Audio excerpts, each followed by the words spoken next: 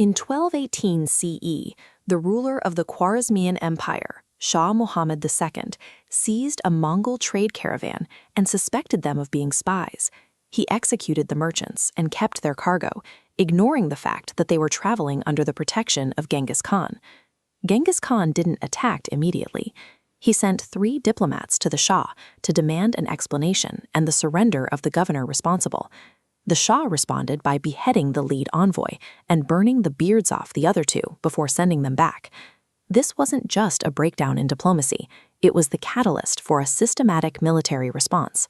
The Mongol expansion across Eurasia was often a calculated reaction, a programmed retaliation against those who broke his laws of loyalty and trade. That obsession with law and loyalty began here, on the Mongolian steppes. In 1162, a boy named Temujin was born into these rolling, desolate hills, reportedly clutching a blood clot in his right hand, a sign the Mongols interpreted as the mark of a future warrior. When he was 9, his father was poisoned by a rival tribe. In the power vacuum that followed, his own clan abandoned Temujin and his family. They were left to survive on the frozen plains without protection, forcing the boy to hunt for survival, while learning that his own relatives could be his greatest threat. Years later, his wife Borte was kidnapped by a raiding tribe. Temujin didn't just rescue her, he used the incident to build his first major alliance. He returned with a larger force and killed every member of the offending tribe, establishing his reputation for total retaliation. These early betrayals defined his moral code. He built a system where those who were loyal were rewarded with positions of power, while those who broke their word faced complete destruction. By 1206, Temujin had unified the nomadic tribes. He earned the title Genghis Khan and immediately broke the traditional power of the aristocracy. He replaced noble birthright with a meritocracy, ensuring his army was led by the most capable commanders rather than the sons of chiefs.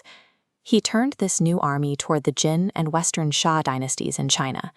For decades, these empires had manipulated the northern tribes, paying them to fight one another to keep the steppe divided. For Genghis Khan, this was a debt that had to be settled. The Mongols were a nomadic force, but they quickly adapted to overcome architectural barriers like the Great Wall.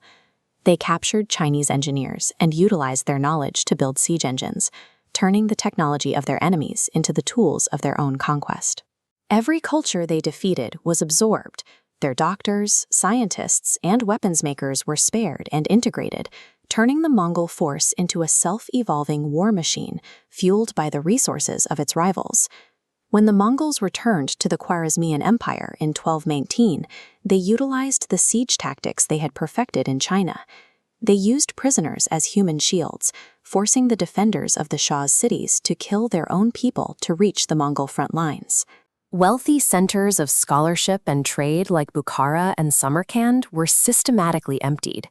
Soldiers were given quotas of inhabitants to kill, effectively dismantling the urban population of the empire in a matter of months. The destruction was environmental as well.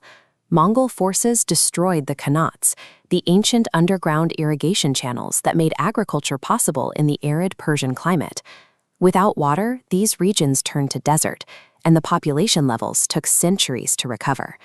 This wasn't a war to gain territory or subjects, it was a civilizational erasure. By the time it was over, the Khwarazmian Empire was gone, serving as a warning to any other ruler tempted to kill a Mongol envoy. In 1221, the Mongol army reached the banks of the Indus River. Across the water lay the wealthy Delhi Sultanate. At this point, there was no military force in the region capable of stopping a full-scale Mongol invasion. However, the Delhi Sultan, Iltutmish, had refused to give shelter to the fleeing prince of the Khwarazmian Empire. By denying Genghis Khan's enemy asylum, the Sultan avoided any direct provocation. Because India didn't interfere or offer betrayal, Genghis Khan chose to turn his army back. This decision demonstrates his discipline. His violence is triggered by specific grievances, and where there was no provocation, he saw no reason to attack. His final campaign was triggered by a refusal of support. The Western Xia kingdom, who had previously submitted to Mongol rule, refused to send troops for the war in Persia. Genghis Khan viewed this as a personal betrayal, returning to China to dismantle their kingdom entirely, After his death in 1227, the Mongol leadership went to extreme lengths to hide his grave. They executed the 40,000 people involved in the funeral procession, and even diverted a river over the burial site to keep the earth undisturbed. The paranoid secrecy of his burial reflected the trauma of his youth. The young boy who was once abandoned and vulnerable on the steppe spent his final moments ensuring he would never be exposed or disturbed by the world he had spent his life conquering. The dismantling of local borders created a single, unified zone stretching from the Pacific to Eastern Europe. For the first time in history, the fragmented kingdoms of Eurasia were brought under one legal system. This allowed the Silk Road to flourish again. With trade routes secured, technologies like paper, gunpowder, and the compass flowed west into Europe. These transfers of knowledge provided the technical foundation that would later ignite the Renaissance. His influence persisted through new dynasties. Later conquerors like Timur used their Mongol lineage to legitimize their rule, eventually leading to the formation of the Mughal Empire in India, a legacy still visible in monuments like the Taj Mahal.